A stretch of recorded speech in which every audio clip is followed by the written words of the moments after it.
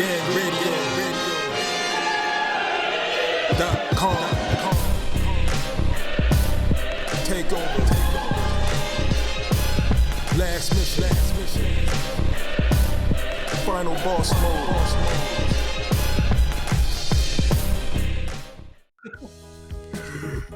Hey, AOP, man, set this shit up for us, man. All right, y'all. So we got our first poll topic of the night. So, we went from one person with promoter issues to another person with promoter issues, but he's still on the label. So, yeah, one Mr. Terence Bud Crawford.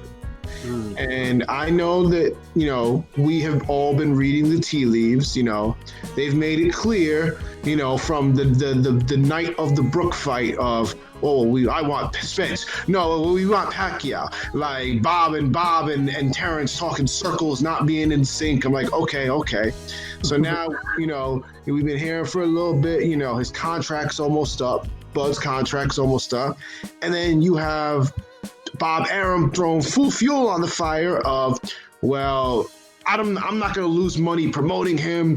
The money that I could have promoted, that I used to promote Bud in the past 3 fights, I could have used to build a house. I'm like, whoa. And hold on, he said a house in Beverly Hills. Yeah, I'm like, what is he talking about? It don't come cheap.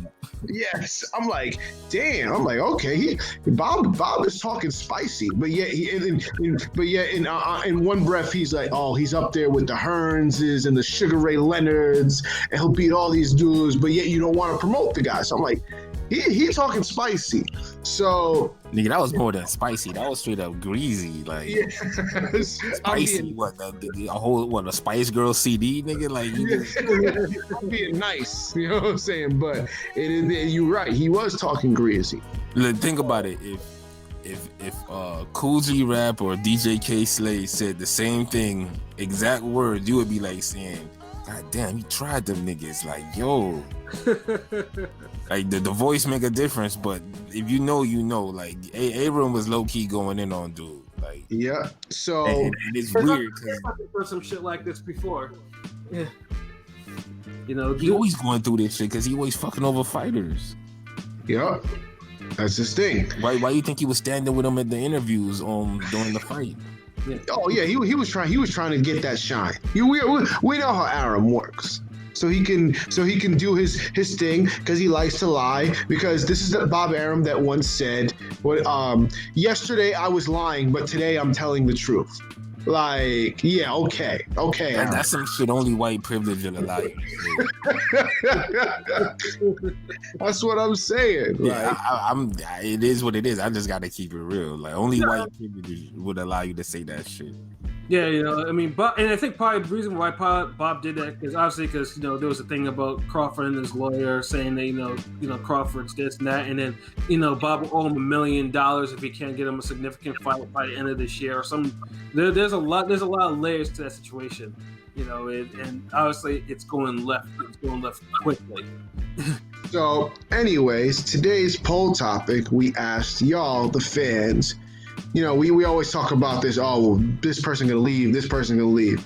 But we've teased it. But now we want to ask: do you guys really think that if push comes to shove, will Terence Crawford actually leave Top Rank in the near future? I'm talking in the next year or so. And we had 33 people vote, and 85%. An astounding 85% said yes, they believe that Terence Bud Crawford will leave Top Rank in the near future. Shocking. And the contract up by October? Yeah, October. Contract is up. So, wow, this was so who's the 15% that, that think Crawford going to re-sign? That's what I'm saying. But to be fair, the one thing that I will say that maybe people might think that he won't is because of the way that, we all want to see Bud leave so he can go to PBC and fight all the PBC fighters. I think what has people hesitant to say of him leaving is some of the way that Bud moves And the way he's like, he even says, well, I don't need to fight them. They need to fight me. When you say stuff like that, now it seems like you moving in a way like you don't feel no urgency. Like there's no urgency on Bud's part. So we don't know if he wants to leave or not. But if he does, he's not doing a good job of showing that he wants. That's what I was saying the other day. It's because he's convinced that he's done enough to be a Hall of Famer. It's the only reason he thinks like that. And that's a dangerous logic to have with, I'm keeping it real because I'm a fan of Bud, but when you look at his resume and stuff and all the fights that he'd be leaving on the table with that type of attitude, that's a dangerous mentality to have for a guy whose career isn't complete as he thinks it is. No, it's not complete, dog. It's not. No, it's definitely not complete. Like Bud has accomplished a lot, but he needs the marquee fight. I mean, he needs the fight that will make his career memorable in a way, like memorable as in like, okay, you win this to the Hall of Fame, and he has that at the welterweight division, and he does have that. Let me just say this. I don't want to poop on Bud too much. I'm a fan. I'm a fan of his skills, but is he? Like the thing about it is, it seems like he's and his super stands, they're resting their laurels on what he's done before 147. But then when you look at what he's done in the lower weights, that can be picked apart too. So it's like, okay, you're gonna rest your laurels on that, and then we can pick apart and say like, even the resume at the lower weights is it the best of the best. So like you need 147 to the best of the best at 147 because you damn sure didn't have the best of the best at 135 and 140, even though you got all the belts. Let's keep it real. I give him a pass at 135. 135, I felt like he kind of did his thing at 135. You know, the Beltran win, Ricky Burns, Gamboa. No, his 135 run was solid, but I didn't look at it as spectacular. I did not. I don't, because he was still the favorite in all those fights. And then when you look at the opponents, you know, shit, I thought Beltran beat up Ricky Burns worse than Crawford did. Exactly. So like, and then I don't even want to go into the horrible, the nightmare that is 140 when he left, because and then when you look at, remember 135, like, you know, Broner destroyed DeMarco, who was, and that's what I'm saying, like who was really like the legit guy. So Broner had a better lightweight run than Crawford, and that's what I'm saying. Yeah, so he's kind of like in Broner's brief shadow at lightweight. And so, if Broner's overshadowing you in a division, then maybe you ain't doing enough work in it. Exactly.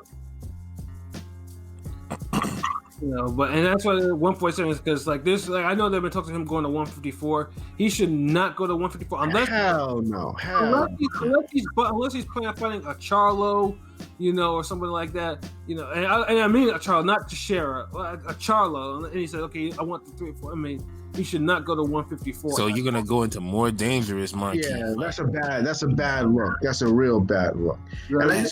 Look, man, at 154, like. He could be food for anybody any given night. Like honestly, J-Rock could give Crawford a hard fight at 154. Oh damn! You know shit is fucked up when Krillin is gonna outbox the shit out of you. Hey, I'm saying like dude is still a big, good size, skilled, you know, 154 pounder, and you know, with decent pop on his punch, decent, you know, skills. Well, I mean, that's facts. Like, you know, Bud should like. And I say J-Rock because, you know, he's somebody that we've seen that's vulnerable and lose, but he also has good things about him too. So yeah. Like, no one saw him beating up fucking Jarrett Hurd like he did. I didn't see that shit. Yeah, exactly. So, you know, we keep some respect on his name now. Mm-hmm. And I wouldn't, like, even if you say Crawford was the favorite against him at 154. Are you betting on that? Nope, absolutely not. I wouldn't. Like, would you bet on Crawford against Brian Castano?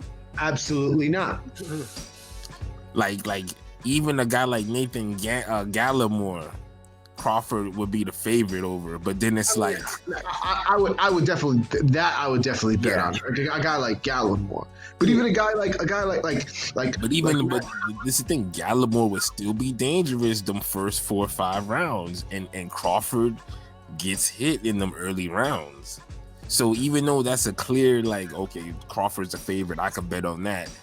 There's still a threat level to that I don't think Crawford is even faced yet. Who has Crawford faced yet that we felt like, well, damn, he could knock Crawford out in the first 4 rounds? nobody. There you go. Yeah, so I mean, it's pretty much like I said. So I mean, so I know like Crawford just needs to make sure that leave all the 154 talks behind, at least until you can conquer 147. At least get the Spence fight. Like I said, you have your legacy fight there. I mean, if you want Pacquiao, I mean, to be fair, he should have gotten the Pacquiao fight long ago. But Bob pulled some shit. Pulled some shit. Like Honestly, he was complying in that. Honestly, I used to think that he was protecting Pacquiao from Bud. Now I feel like it was the other way around. I feel like he was protecting Bud from Pacquiao.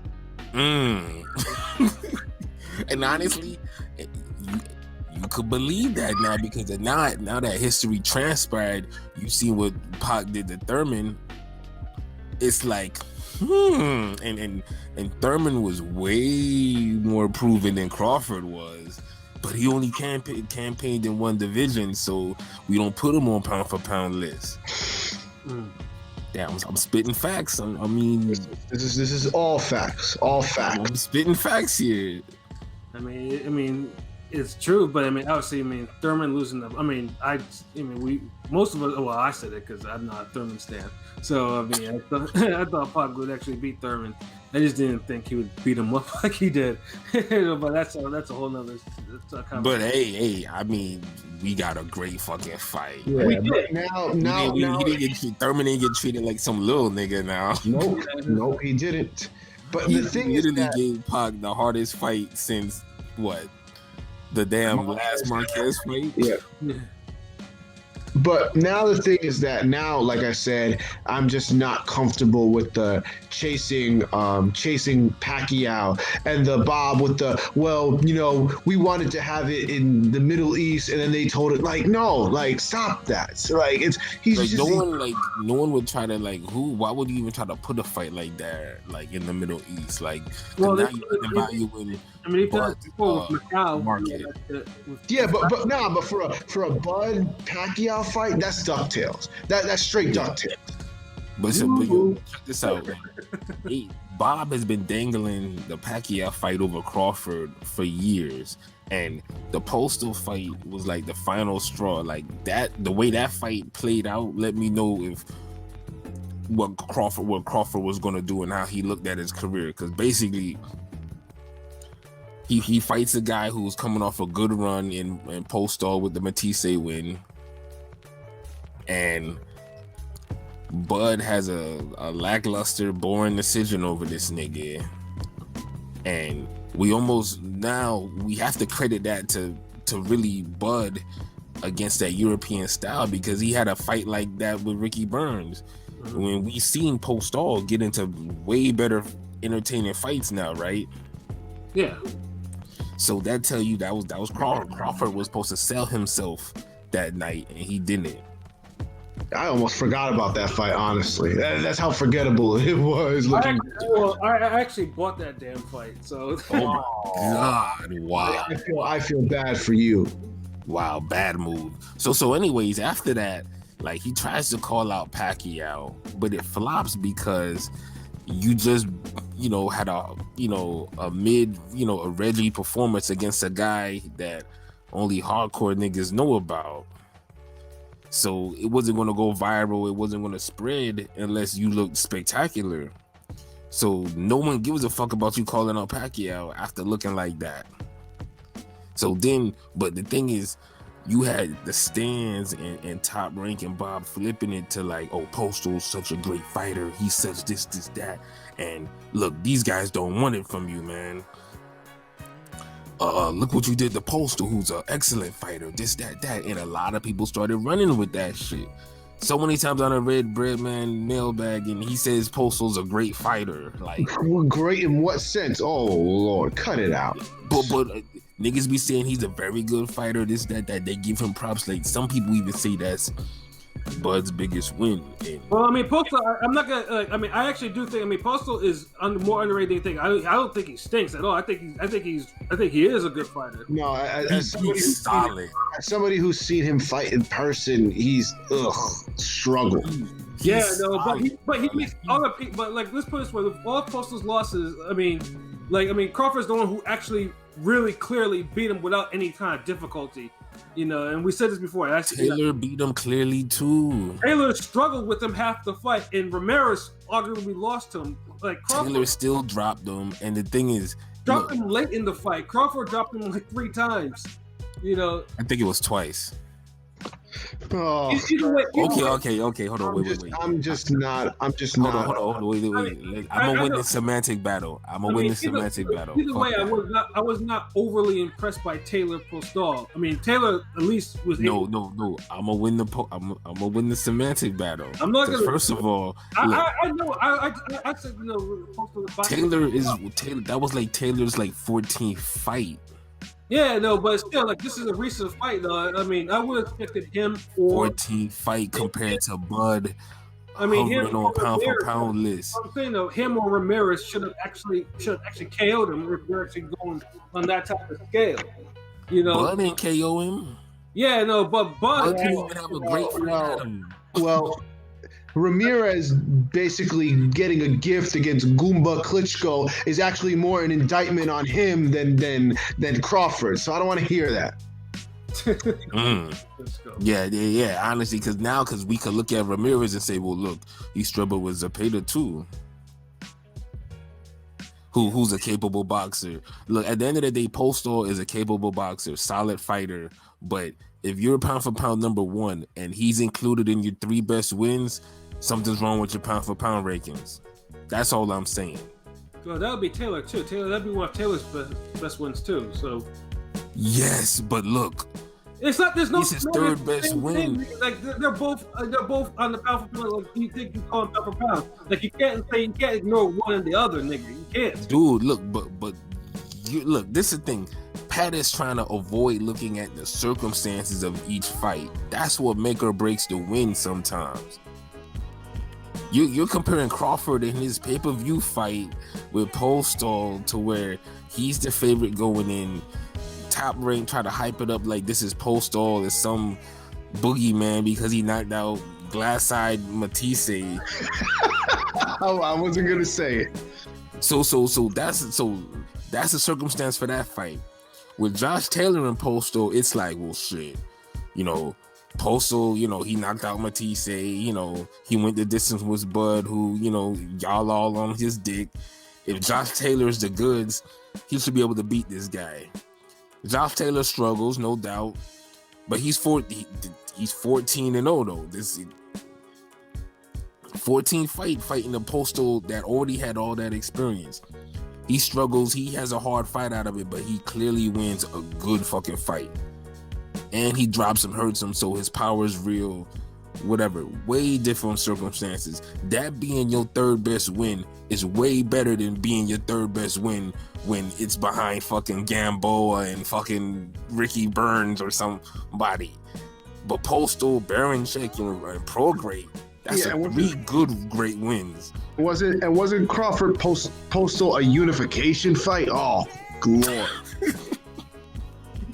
So come on, it's like a lot of like y'all, like people overvalue the damn name value of a lot of Crawford's opponents. So anyways, he wins that shit. But then now the whole rumor is, well, man, Crawford, he'll destroy Pacquiao, but I want to see it happen anyway. But he should be the favorite. So everybody's looking at it like Pacquiao running from this nigga, like, Rhodes don't want the fight, and it seemed like Abrams protecting him. But they also started selling the whole idea of Postal is so great and that Crawford destroyed him and that no one else don't want it with him. But at the meantime, when they trying to make fights with everybody, they offering people bullshit money, knowing their stars, knowing their attractions, knowing they get TV views. So they was doing a little sabotage, and Crawford, he a humble dude. He ain't braggadocious. He ain't out there like that. He's not speaking against Aram. He's not consistently calling people out. It just been a whole, well, they ducking me. But he's not really making a whole campaign about it. He's not doing no Roy Jones Tarver shit. You know, he's not doing no Lopez Lomachenko shit. He just kind of like, well, shit, I'm getting paid good money for these fights. And, you know, y'all know they skilled. You know, Bob says so. And he go about his business. Hey, it got him on the pound for pound list. So you do that for enough years, you gonna start thinking you a Hall of Famer. You do that for enough, and then you gonna fucking think like, well, I don't need a Spence, I don't need a Thurman, I don't need these niggas. They need me. Because we see them how they need you when they fought better competition than you and got better wins in the division than you. Like, because that gets to my last point, because they struggled a bit. They didn't look. What's one of the excuses niggas will say? Well, the guys that Thurman and Crawford and Spence and Porter struggle with, Bud always dominates those guys. How many times have you heard a Crawford fan say that shit? Well, they don't have a lot of common opponents anyway. I was gonna say, how you know that? Like, no, but see, these niggas say the level. They will be like, look, well, Mean Machine is the same level as a Josecito Lopez, and Josecito Lopez almost knocked out Thurman. Now, but me personally, I look at Josecito Lopez as a better fighter and higher value than a fucking Mean Machine. And a Thurman that was coming off injury and ring rust. Stop it. Like we avoid circumstances at all costs to make a point. Give me a break. But that's my point. When you don't look at the circumstances, when you start looking at, okay, Mean Machine might be more prime, you know, more, you know, less wear and tear, but it's like, okay, he ain't fight nobody. At least Jose Lopez and fought Canelo, this nigga, that nigga. Yeah. And I can easily counter that with, well, Thurman beat Swift. Who is Crawford beat on Swift's level? Thank you very much. Ricky Burns. Give me a break. Gamboa. At welterweight. Great value, Klitschko. Oh, give me a break. Stop. No more Goomba Klitschko. I'm tired of talking about this guy. I'm just saying, bro. Like, but that's all I hear. Like, that's pretty much what it was. Like, and now Crawford is feeling the pressure because he's getting older. His status in the sport has remained the same, although he's been doing the same thing he's been doing. He keep getting these pump fake opponents where they got names, but everybody knows their value ain't shit right now, and that's Khan and Brook. So he's not getting the recognition and respect he deserves for destroying those guys. But he gotta understand, at the same time, we're seeing guys like Teofimo Lopez beat up Lomachenko. We're seeing Monster destroy Maloney. We're even seeing like better cherry picks with Canelo Kovalev. So it's like we seeing all this shit happen, and Crawford is just still stuck fighting the same level of opposition from like 140 days. Garbage. Yeah, pretty much. And the pressure's on now, because now he's getting to the stage in his career where if he has a mistake, and he's been looking bad lately. You know, Mean Machine took like 3 rounds from him, dropped him. I thought Brook took 3 rounds from him. And this is the 2020 Brook. So if he continues with that trend, the next fight of a high caliber, he could really be in for it. And that could fuck up his whole legacy. Because now he thinks if he just get one solid win, or one 50-50 win, or maybe 2 50-50 wins, he's a Hall of Famer. So he has that pressure. He already got 36 fights? Somewhere around there, 36, 37. The way he's looking now is the way Klitschko was looking before he lost to Tyson Fury. Mark my words. I I mean, it's a little different. I mean, I'm not gonna go that far now. Yeah, He's not looking that far. It's not. because Klitschko had a legit long, had a long prime, longer than anyone expected, and he deteriorated gradually. Crawford, I'm comparing the look, not the whole circumstance. I'm saying he's getting in a stage where he's getting older. The Klitschko is way greater, Hall of Famer, all-time great level. Like, I'm not comparing that. I'm comparing the whole. Yeah, but I'm comparing stages really. Yeah, because I have to see, because like I said, even before Klitschko lost to Fury, like Klitschko had a really close fight with Brian Jennings, and who was not on that level, and I have not seen that from Crawford yet. And that's when I'm like, dude, like Mean Machine ain't supposed to be on Crawford level like that. I'm not saying it's like exact same thing. And you can say Mean Machine was more competitive with Crawford than Jennings was with Klitschko. Yeah, I mean, yeah, because I don't think Jennings was. Jennings wasn't that competitive with Klitschko. You see what I'm saying? Like he was. I think you're overselling Jennings in that fight. Yeah.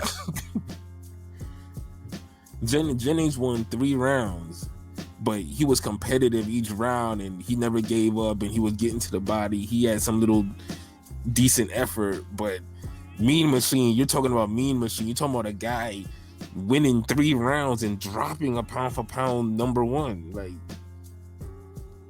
can you imagine a Mean Machine level nigga doing that to damn Floyd? Niggas would go crazy.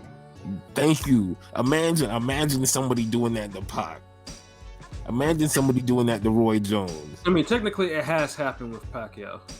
I mean, like, hold on. Who on Mean Machine level beat up Pacquiao like that? No, I mean, with Floyd, like Floyd got hurt by DeMarcus Corley, and niggas like act like a holiday, like the banks are closed. Floyd got hurt, like. That's what I'm saying. Like, even the Shane Mosley, like when he rocked Floyd twice, like hurt him as fuck, like damn near almost knocked him out. People went crazy for that. So imagine if a nigga legit win 3 rounds. Like, I'm not talking like some Zab rounds. I'm talking about like I mean, because Zab won rounds, but he didn't legit drop Floyd, like hurt him Floyd. Like he technically did drop Floyd, but he did. You know, I'm talking about like, for that. Yeah, he should have. I'm talking about to the level where it's like Zab dropped Floyd on some, oh shit, like that's a little technical drop, like, oh shit, got him though. Mean Machine dropped Crawford like some, oh damn. Oh shit, like, hold on. I mean, come on, it's like, it's two different, like, it's two different, because you wouldn't call a prime Zab a career mode glitch. Nope. So that's all I'm saying. Like, I'm just saying, Bud's at that stage where if the right fighter take a chance on Bud, they could win. Yeah, but you got to give them. They got to have the right level. Like, it has to be like a Ugas, Jamal James.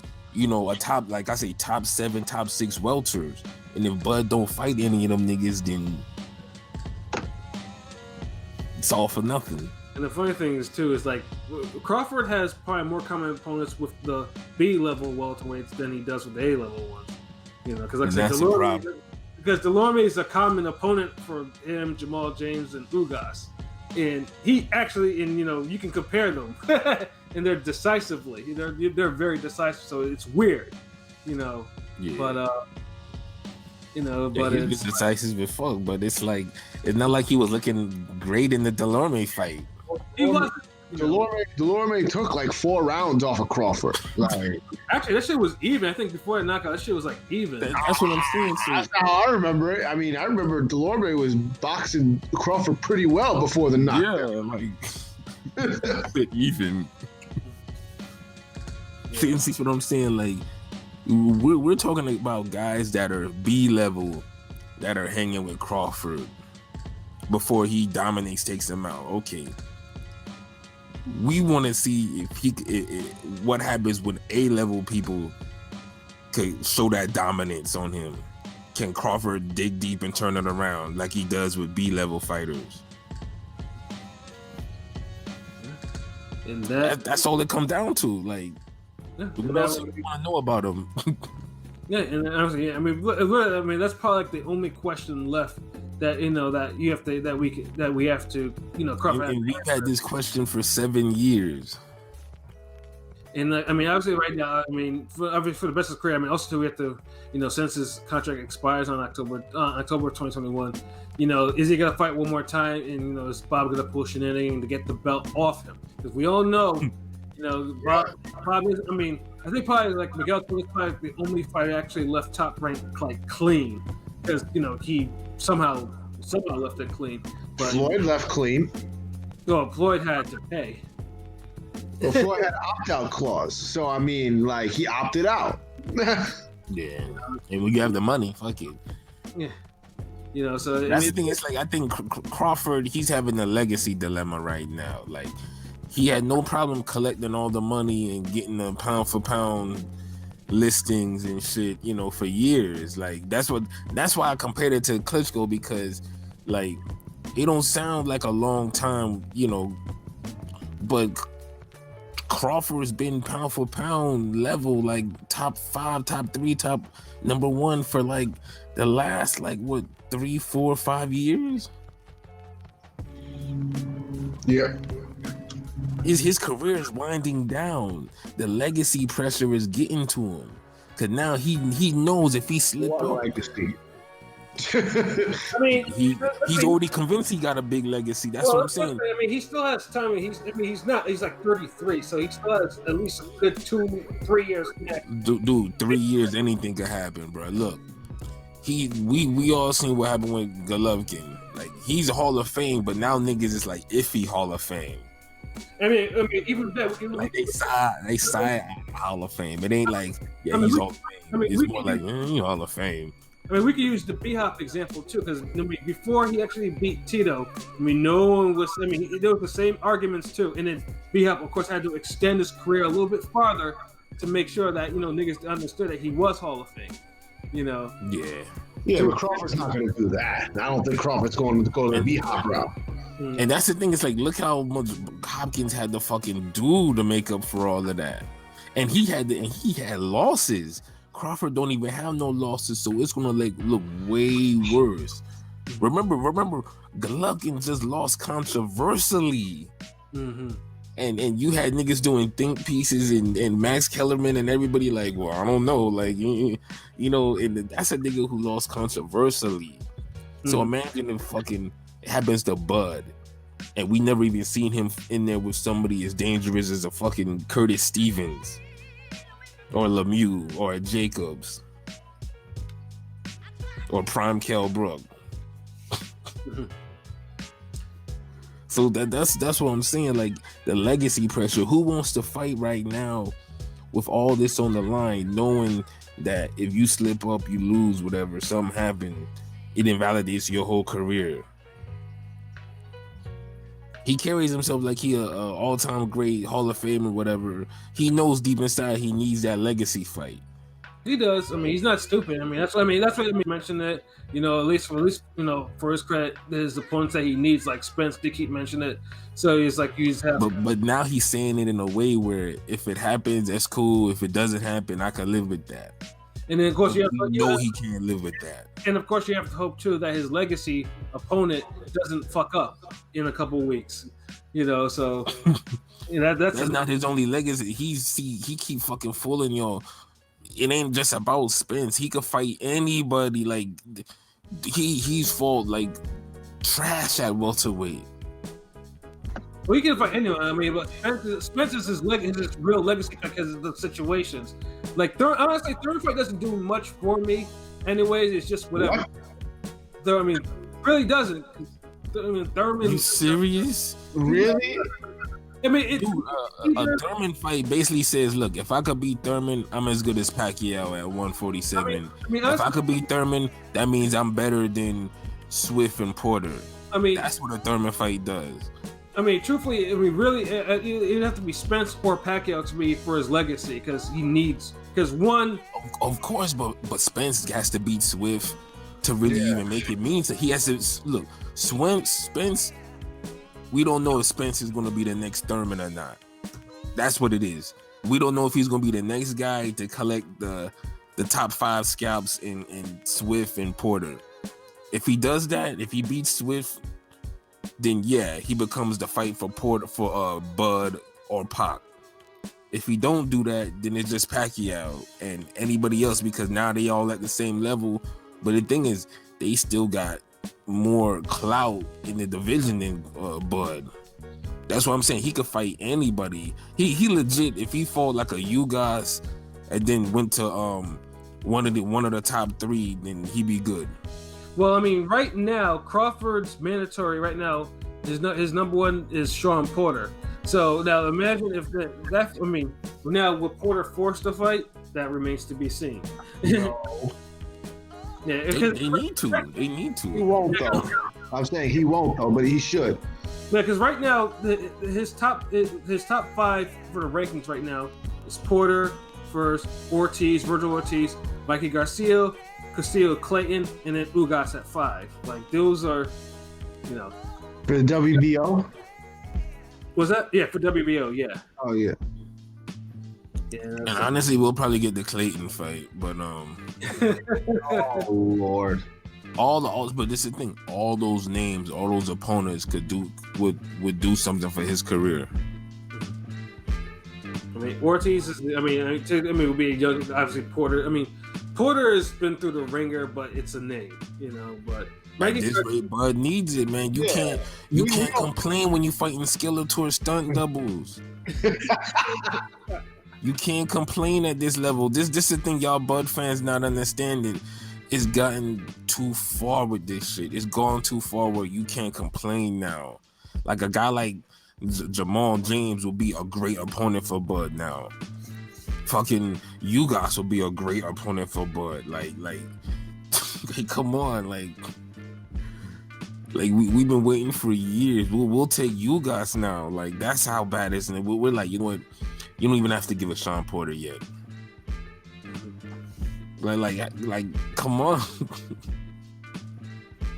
Yeah, I mean, we'll see what happens with Crawford. I mean, Crawford has at least, give or take, because he's not gonna stay on the shelf for one more year. I mean, he has at least probably can get off for like one more fight with Top Rank, depending on how long he wants to wait, or in between, or maybe even 2, even.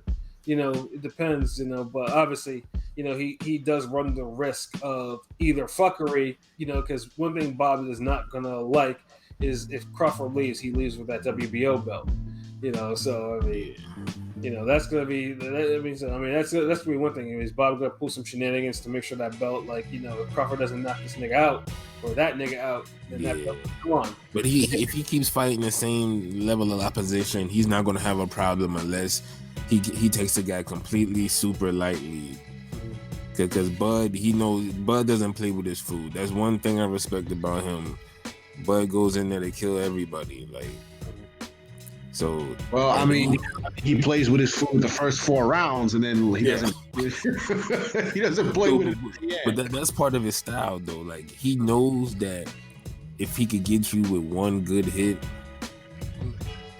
he could take over. Like it reminds me of a Sheik Luch line. He's like, what's that shit? He said, I don't know what to do unless I hit you first. Like he don't play with his food. He like the nigga that when you eating pasta, he spends too much time just twirling the noodles in his fork for the first 4 rounds before he finally blows on it and eats it all up.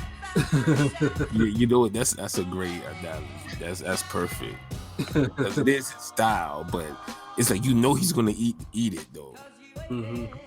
It just he kind of plays with it. He make it look like the food. He make it look like the food got a chance.